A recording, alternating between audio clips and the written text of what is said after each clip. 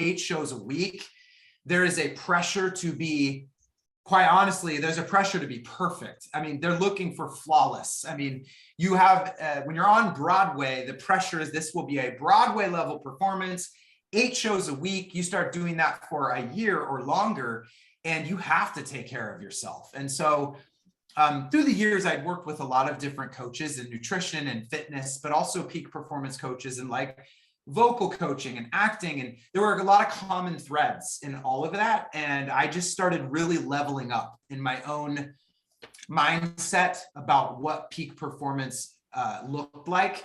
And really honestly, about 2013, I started doing these 90 days of fitness challenges on Instagram, where at first people were like, why are you in your underwear? Why are you half naked in these shots? And I don't think people realized that, again, that was a 5 to 10 year vision of, I'm going to tell this story because, and even though I booked Wicked and I was a Fiero on tour and then on Broadway, I was building a health and wellness company alongside of that. And I've always really respected people like Mark Wahlberg and, you know, Jessica Simpson, who has her shoe line, and Jessica Alba with The Honest Company, and Gwyneth Paltrow with Goop. And I've always thought that way and had an entrepreneurial spirit. So the 90 days of fitness is, represented like, let me show people what's possible when you live this lifestyle.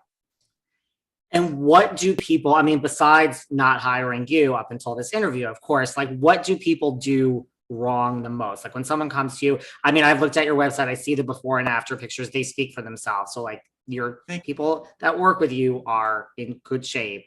Like what do people do wrong in the just fitness day to day?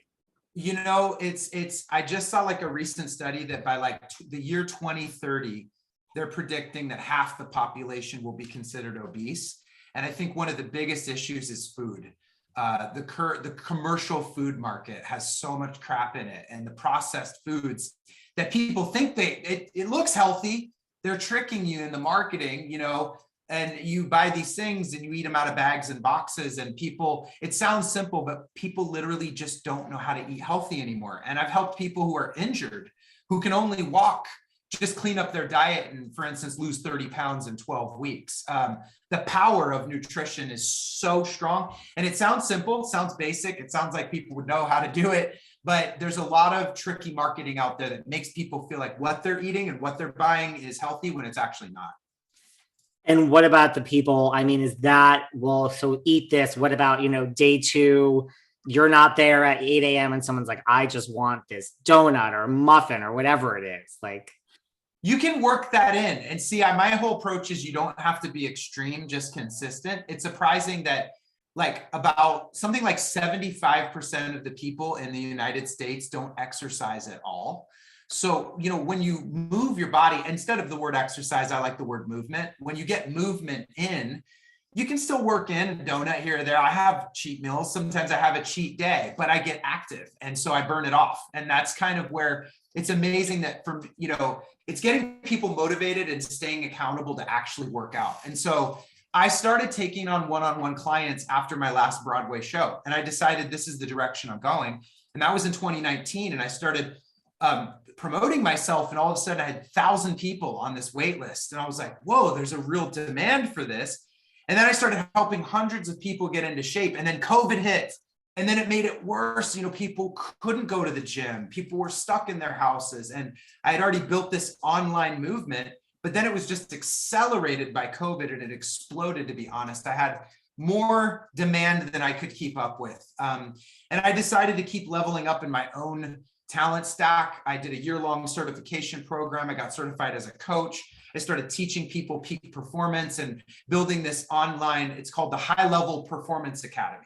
And now I've had hundreds of people come through. I've helped people lose 100 pounds plus. And it's just, it's been a calling for me for a long time. And I think the reason why I decided to like go full time with it was because I didn't want people to think that this was just something I was lending my name to, you know, like this is, oh, now he's got a fitness app, which I do, but this has been a 25-year fitness journey that I've been on. And I've been a full-time health and wellness coach now for 4 years. So it's been an incredible part of my life, and the feedback I get from people, like, you changed my life. I feel like I'm making a real impact in the world. Did you see a shift of, like, I imagine when you first started doing it, maybe I'm wrong, before this was your business and this is what you were known for and you reinvented yourself, did you have that, like, well, I'm an O-Town fan, so I'll buy 3 sessions? I imagine, like, did you see this shift of like, well, now nobody even knows I was in O-Town or wants to talk about that. They're just looking at, I mean, I imagine you would have. Yeah, it's interesting because I would say like about 90% of the people that come into my program now are discovering me for fitness. And they might know, they're like, oh yeah, I put this together. You were that guy. But only about 10% of the people in the group, I would say, were actually like maybe fans back in the day. But by the way, I love that too, because you never know, how you'll cross paths with people. So even the people that did follow my career, like I've actually been coaching people longer than I was actually in O-Town. And it's kind of crazy to think that because time moves so quickly, but it's been over 4 years I've been coaching people and making a name for myself in this world, and getting a lot of traction in it has been, again, it's been a pivot from, and I celebrate my past. So if anybody's a fan and they want to come join the High Level Performance Academy, you're more than welcome. We do a lot of fun things, and because my background's in entertainment, I keep it really fun for people. But yeah, it's by and large, the people coming into it now don't really know about O-Town as much as you would think. I love it. How was Ryan Cabrera's wedding? I know the members of O-Town were there. You guys reunited, and any fun, exciting stuff? I have not talked to Constantine yet, so I don't know anything that happened. I literally sat like 2 seats away from Constantine, and we were just catching up. Yeah, just catching up about everything. And it was a lot of fun. I don't get a chance to keep in touch with the O-Town guys as much because my life's gone in a different direction. There's also been a bit of difficulty, I'll say, between me and one member of the band that was formerly my best friend in the band.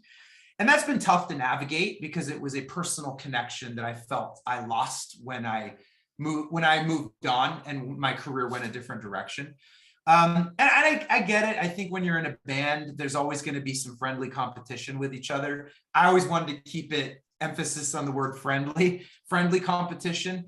But this was the first time I had a chance to be with 4 guys. Dan wasn't there, but it was with the 4 of us. And it felt like we could just enjoy each other's company and reminisce and you sort of pick up right where you left off. Totally. And I know you said, like, look, this is your new career. I know you said, like, they're playing a show near where you live in Vegas and you'll be hanging out backstage.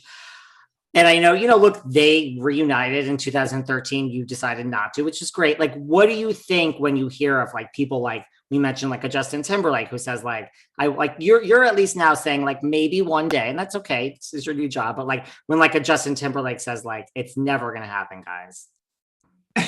Insane. Yeah, right. And I think, they did a brief reunion performance, I think, on the VMAs. It was just a short little thing. And that's kind of where I think I'm at. It would be a very one-off thing. I mean, I'm open to celebrating it because that's such a great time in my life. And by the way, the fans ask me so much, would you ever get on stage and do some of these songs? And it's like, yeah, I would, because I'm celebrating my life, and it would be a fun thing, I think, for the fans if we could celebrate that time and maybe sing All or Nothing together. At the same time, my life has moved in a different direction. I run my own company now, and I can't take off to be in a band full time, but it's something I celebrate, and it's something that I look back on with a lot of, like, that was a huge success in my life. So, like, why would I not celebrate that? Totally. Well, listen, when we started, I know you said, and we both agree, fitness it's all about the mind.